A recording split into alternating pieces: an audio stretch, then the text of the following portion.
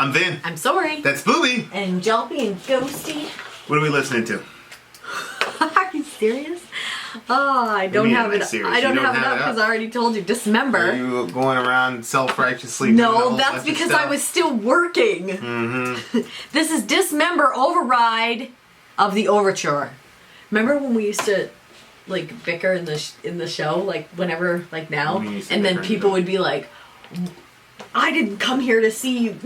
They'd be like all upset that we were. Well, they'd usually white knight for you. Oh. That's where the whole white woman in distress thing came from. Vin is bullying Sori, and all this, and then they put their number. Sori, call 867-5309. Stop that Sori, this instant. They never Sori, did. please, they did no such let thing. us rescue you from that horrible Negro. Oh my gosh.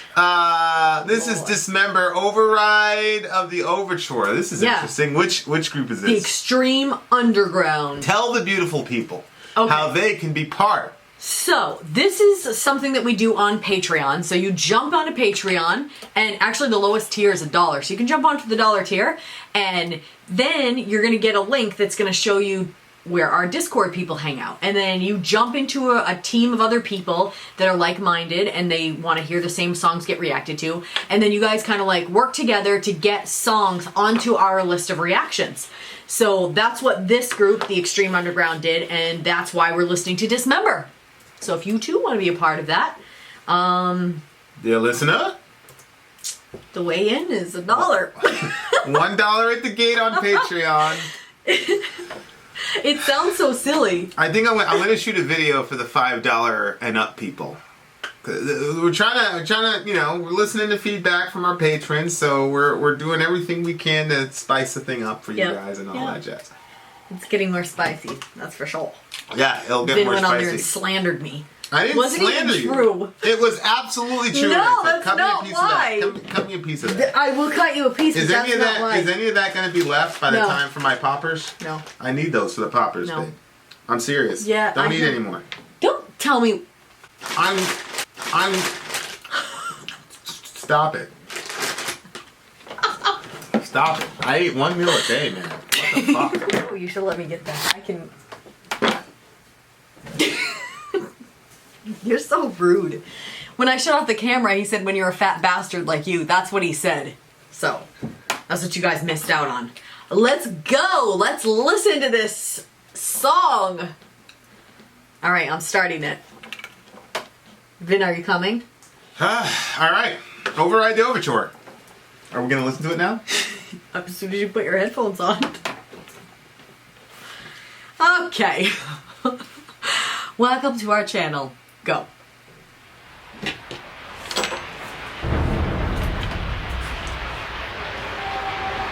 Oh, sorry.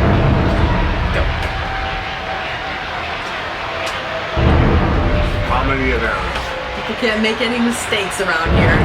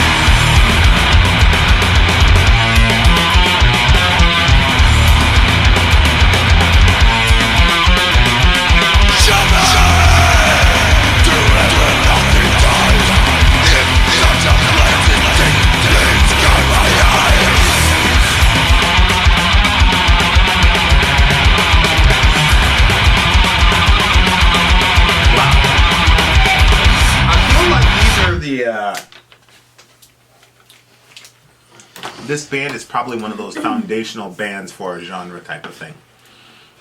Oh, really? Because this was way back in 1991. Mm-hmm. The production, the reason I hate songs like this, in the sense of, I think this guy had a lot of important things to say, but I wish there would have been some production to where he would have been more pronounced vocally. Right. That bugs me. Yeah.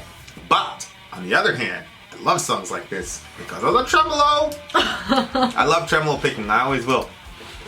I always will love tremolo picking. Obviously, Magua is the best band at doing that. But this band, obviously, they had a very good combo of like that tremolo plus the blunt force trauma type riffage.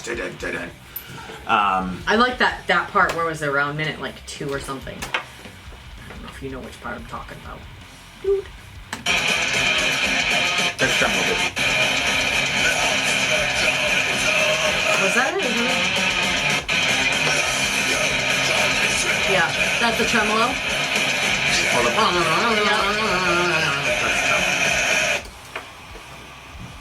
Yeah, I'm with you on the production. I don't like that type of production, and I get it. Seems like like this genre. That's how it is. I just can't roll with it. Well, I don't know. I think some bands do it better than others. And again, I think 1991. I think when I think when you have the original band, like if you look at, I forgot the name of the band now, but the old school black metal bands, the one that we saw in the documentary Till the Light Takes Us. I really need to stop doing this one middle of day thing because my mind really is cloudy. And I'm not doing that for, I've always just eaten one meal a day. The problem is that now I'm doing a bunch of exercise, and so my body's like, where are we getting things from? But anyway, Until the Light Takes Us. So they started off with horrible production and yada yada yada, but they basically created the black metal genre. But then you have now Magua, and it's still black metal, but the production is clean. Yeah. So it might have been one of those types of situations, but I really, lyrically, this guy is really, really good, and he was saying some really, really significant stuff. You just couldn't hear what he was actually saying. But I mean, I was following along lyrically. I was following along with it, so I could basically get it. But what's your take on the song? It was just, it was not that great to me. I didn't. Like, musically, it didn't take me anywhere. And then... How dare you say that? Go ahead. And then, one of our kids gave themselves a haircut. It's really terrible, but funny at the same time. And then I just kept picturing that haircut with the music behind. It's just... I don't know. You're ridiculous. I know. So yeah, it wasn't really a thing for me. I didn't find it to be inspirational at all. And I like it when music kind of inspires me. And there was just nothing. Not even the artwork on the cover here I find inspiring. What, the dragons and shit? Yeah, You're I terrible. don't know. I don't know. Anyway, the guy. So you run this one because tell me. Like, maybe you can inspire something in me about it. Like, what did you see in this song that was good? Like, lyrically, you're saying that there was a lot of good stuff. I saw the last verse down there was interesting. Well, he's talking about dying. Okay. And he's saying, override the overture. Behold the overwhelming power trampled and mangled by the hordes of terror. The process of death is our fate to be. From the sky's blood drips like rain. Raining blood. That's a little nod to Slayer. Cool. Tell me how I suffer, tell me how I'll die. My arm stretched out in eternal pain, which is interesting because that's a sort of a cruciform kind of idea. The life that we knew drowned in the stream of death, the agony within tears, my worthless being. So this is a guy struggling with nihilism, but the song doesn't end on the typical nihilist, everything is horrible, blah, blah, blah, life is meaningless. He's brave enough to say, show me the realm where nothing dies. If such a place exists, please guide my eyes. That's good. I like that part. That's good. Because there are some nihilists who do not want to be convinced at all. Right, yeah. they like their nihilism because nihilism affords a certain sort of moral laxity. If nothing means anything and everything is meaningless, then you can kind of do whatever you want. You know, it's kind of like the whole shell game that people play. Tell me, convince me if there's evidence of a God. Convince me, and then you go, well, I mean, shit, man. Well, what would constitute evidence for you? Now, there's people like Ian, where I believe that if God showed up to Ian in a dream or something like that, or if somebody showed up to Ian and prophesied like the last 50 years, 5 years of his life and the next 5 years of his life, Ian would say, I'm in. Okay. Yeah. But there are other people who will not be, like, you've seen me in conversation with these people. Some of them have been famous atheist people, and they go, and the cop-out answer is, well, if God was all-knowing, he would know. Stop it. It's ridiculous. Like, you just won't be, just say you won't be. If God was all-knowing, he would know what I need that would convince me of his existence. Right. And of course, then if you want to go in that direction, so basically what they're saying is, well, I'm saying I don't believe because there's no evidence, but then I can't provide what the standards of evidence would be that would make me believe. So then the cop-out is, well, if he's all-knowing, then he would know what I believe. So what you're saying is you don't really know what the standards of evidence are in the first place, but you're complaining there's no evidence. And so to that response, I always say, well, then, if you're going to leave it up to God, then God has already told you he's given you enough evidence, and you're just suppressing the truth and unrighteousness. How about that? You can't have it both ways. So I appreciate a person who's saying, I don't believe, I've got a kind of nihilist worldview, but if there is another realm where nothing dies, then get me there. That's cute. That's cute. That's interesting. Yeah. Well, I think it's very brave. I know. The word, everybody hates it when I use the word cute, but I feel like that I like that sort of vulnerability. Putting something like that in a song where, first of all, you've got the death vocals in there and everything's all kind of grungy like that, and then he's to end it like that. I agree, that's brave. That's and I think that that's a good, healthy place to be at. You're not so closed off to everything that you can't be convinced. You know? Yeah, and like I said, there's millions of Ians. At the end, I'm still cold inside. There's millions of Ians in the world. Like, this kind of like reminds me of Ian a little bit. There's like, that where a person, especially people of faith, might judge on the outside. Yep. For articulating nihilistic worldviews and things of that nature, but don't take the time to actually sit and listen to what they're saying, because they've got a lot of things to say. But I think a lot of times people in the everybody's into some community now, the nihilist community, atheist community, skeptic, whatever you want to say, they get kind of pigeonholed as one type of thing. And so, I call it the YouTube atheist, like, people who haven't, they don't really study it. They just watch YouTube and think they saw Sam Harris video and they want to be cool and edgy and say, and they have no idea what they're talking about. They don't know where they are historically. They don't know anything about their own intellectual history. I'm not talking about those people. I'm talking about, like, a person who's looked at the world. Like, this is a guy, to me, and I keep bringing him up because he's the closest one to me, as in my life, as a person that's in my life. But there are people that have looked at the world, like the guy that used to roll with, what's his name? Billy Graham. Oh, Charles Templeton. Charles Templeton. Yeah. People have looked at the world and looked at the accumulated suffering of the world and looked at the almost invincibility of death, and have said, this can't be, if God, was there, this can't be real. Like, this is a fairy tale. You guys are, and it doesn't come from the arrogant sort of, bullshit pseudo-intellectualism that you see a lot in that context. It comes from a really deep kind of soul wound that people have, and then they end up saying, damn, I wish I could believe that stuff. Similar to like the conversation we had with Lo, with her brother and things of that nature. And those are the ones that are like the closest to my heart, because they're unbelievable. And because a lot of Christians, the minute they run into somebody who doesn't believe, they go, "Oh, that's because you know it's true, but you're actively not listening." And it's because it's in my mind, a misinterpretation of Romans 1. But I don't think that that's what's going on. I think that there are people that are saying, "No, man, there's a lot of hurt and pain in the world, and a lot of people are just ending up dead." And it's very hard for me to believe that there's some ultimate grand plan here, an ultimate meaning. I got another really guy that's really close to my heart, and he lost somebody randomly, and the guy got kids, and he's like, "Yo, man, what the fuck is this about?"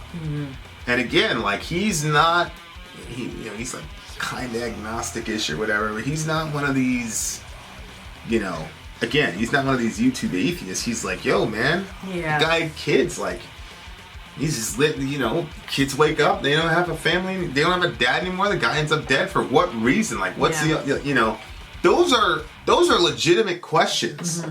And if a person says, "I don't believe there's any ultimate meaning in life," and things of that nature, after one, it was the saddest part about it was, like, he was obviously, this guy was his friend and he loved him, but he was more concerned for this guy's kids, but he also had his own personal grief to deal with.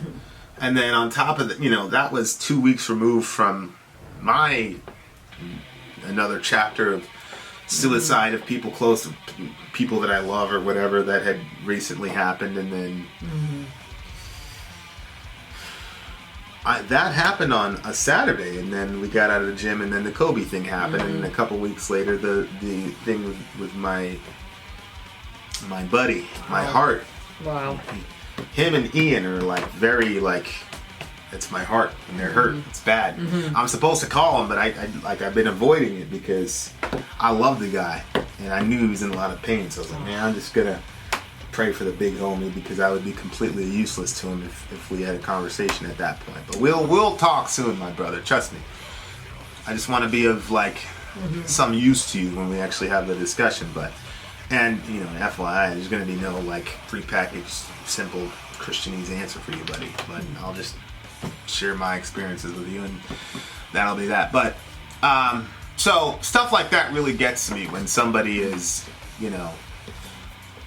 the people who just won't be convinced and refuse to be like, it's kind of a fun mental exercise, and I don't really take them that seriously. I probably should, I just don't. But this like, of all, even when Christians talk about the problem of evil, I feel it less, because they've got the whole Christian worldview to fall back on. And I mean, you follow a guy who got crucified. What the hell? What did you think was going to happen? You think you were just going to stroll through life? Think about it. You got a guy who got brutally murdered. Like, what are you talking about? Hello? So I feel less sorry for Christians, actually. And, but man, people in that situation where, and that's where like a prayer. C.S. Lewis, to me, I went through a little C.S. Lewis phase about 2-3 weeks ago, has been extremely helpful in the way that he thinks about things. The way that C.S. Lewis always looks at things from the complete opposite side of the street. And he was talking about hell, and like, how can you enjoy heaven when you've got people in hell and family members in hell.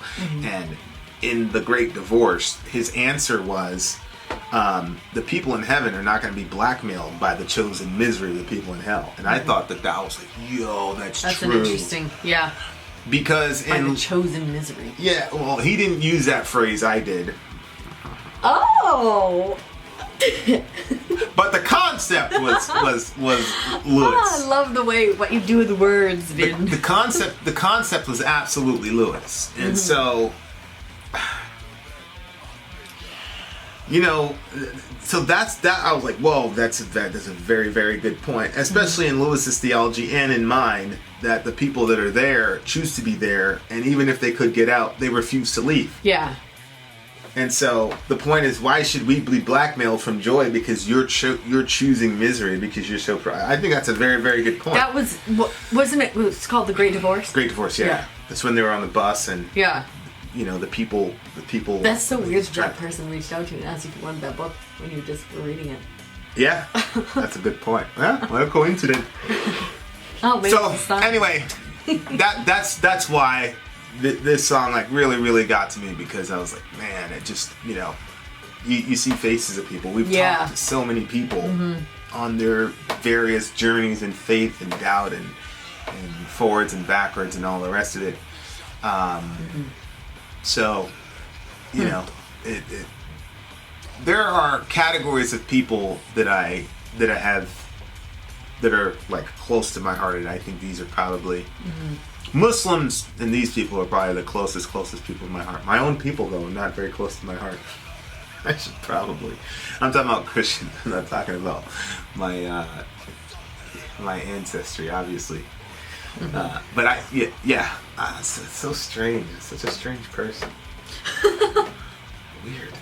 All right, but I don't feel bad for them. That's the thing. It's not. I don't feel like pity or sorrow for them, but I just feel like.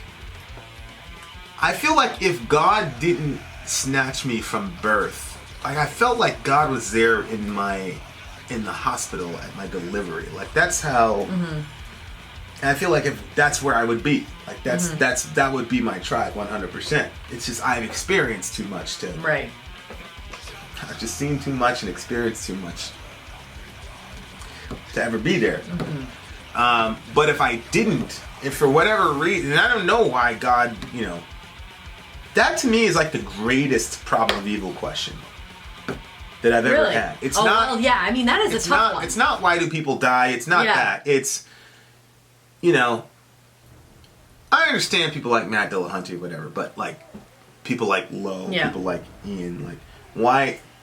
To me, it, like I said, there wasn't a conscious moment, even before I was verbal, where I felt and sensed the presence of God in Christ. I didn't know what it was until, I got older, like 5 and 6, and I was like, oh, I was reading the Bible. I was like, okay, that's who that is, but then there's other people who desperately want it, from what I can perceive, and it doesn't happen for them quickly or whatever. This is one of the things I talked to Brian about, where like he had this drug problem, and he's in a closet and he gets flooded with the presence of God, and he doesn't need the drugs anymore. He quits corn and he goes off, but then we both know people who've OD'd and died and never had that experience. And that to me is the greatest problem of evil to me.